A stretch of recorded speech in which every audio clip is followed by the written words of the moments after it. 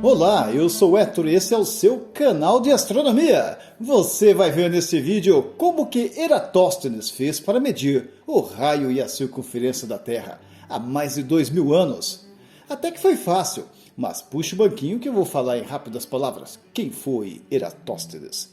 Foi um matemático, um gramático, um poeta, um geógrafo, um astrônomo, um bibliotecário, além de professor do filho do rei. Digamos que essa aproximação do rei lhe ajudou nesta descoberta.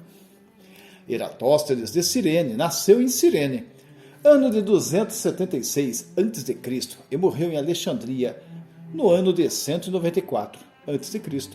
Morou também em Atenas, onde estudou mais um pouco.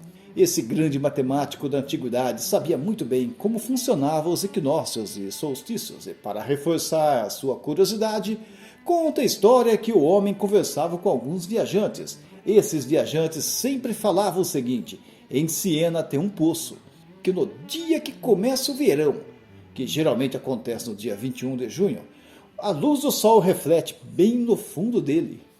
Curioso, todos achavam curioso. Eratóstenes achava ainda mais curioso. Ele era curioso mesmo e falou: vou medir o raio da Terra. Quem ouvia isso devia achar que o homem estava fora de si. Ele, Eratóstenes, esfregou as mãos e ficou esperando pelo próximo dia de verão. Siena era longe de Alexandria, onde ele estava, mas o sabido era matemático, não precisava ir ver o poço. Ele acreditava no que lhe diziam. A luz do sol reflete no fundo do poço. Ele só precisava saber disso, pelo menos por enquanto.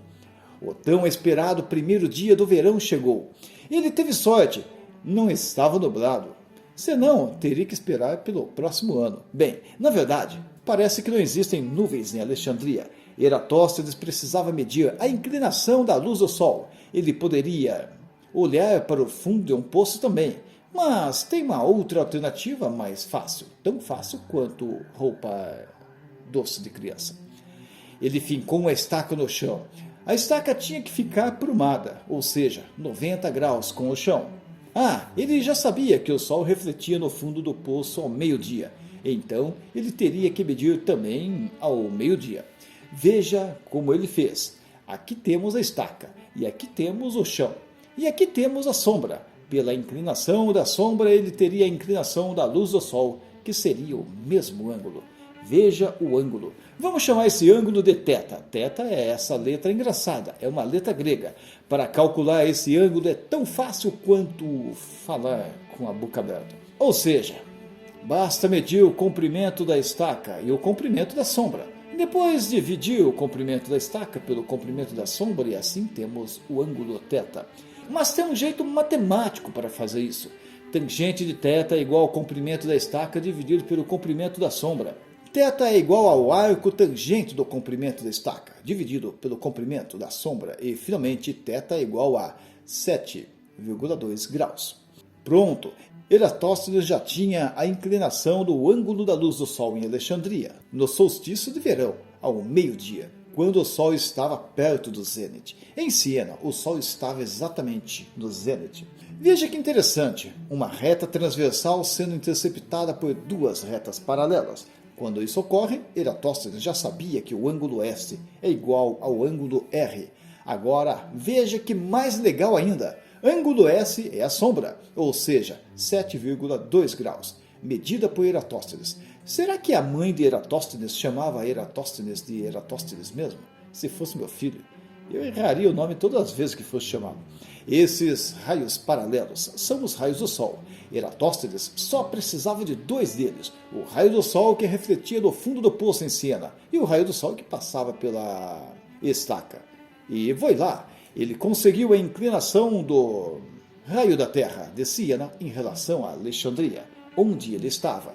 Ele fez depois a seguinte relação: distância entre as duas cidades está para a circunferência da Terra, assim como o ângulo θ, 7,2 graus, está para 360 graus, a circunferência da Terra.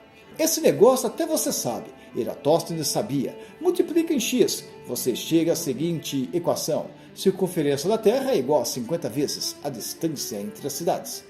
Ele precisava saber agora a distância entre Alexandria e Siena. E agora? Pensou em usar camelos para fazer a medição, mas camelos não colaboram. Eles possuem velocidades diferentes para fazer as viagens. Então o homem, sabido que era professor do filho do rei, disse para o possível futuro herdeiro do reino: preciso falar com seu pai, senão dou 0 para você. É aqui que entram os bematistas. Você pensou que seria fácil. Bematistas eram os homens que trabalhavam para o rei. Eles eram treinados para andar sempre com o mesmo passo para poder medir distâncias. Eram os agrimensores da época. O rei assentiu.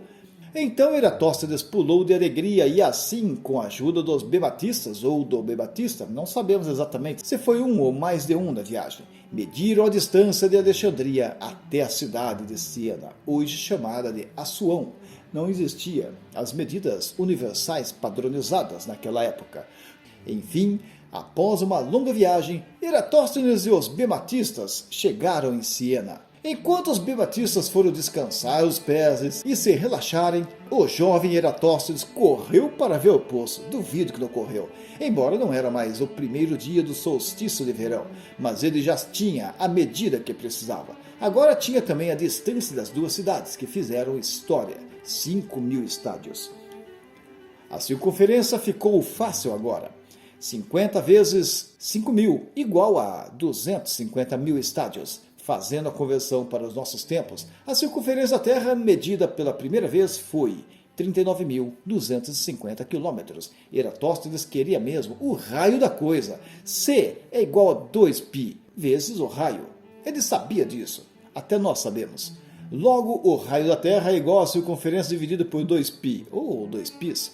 6.247 km. Hoje, a medida do raio da Terra mais aceita e mais precisa é de 6.371 km em média, pois sabemos que a Terra não é esférica. É quase, mas não é. A Terra é uma geóide, ou seja, a medida do raio da Terra é diferente para cada ponto onde está sendo medida. Como Eratóstenes considerou a Terra uma esfera perfeita, caso contrário, não poderia fazer o cálculo. O erro do cálculo foi de apenas 124 km. Esses cálculos são aproximados, pois a medida foi feita em estádios de difícil conversão para as medidas padrões atuais. Por falta de registros, vale lembrar que a Biblioteca de Alexandria misteriosamente pegou fogo e muita coisa importante sumiu dos arquivos. Realmente uma lástima. Viu como é fácil roubar não, calcular o raio da Terra? Isso foi há mais de 2.000 anos, mais de 2.100 anos na verdade. E ainda hoje tem gente achando que o Sol se esconde atrás do morro, lá na frente. Espero que goste do vídeo, deixe aquele poderoso like e registre nos comentários o que você achou desta medição há tanto tempo e tão precisa. Até a próxima, fui!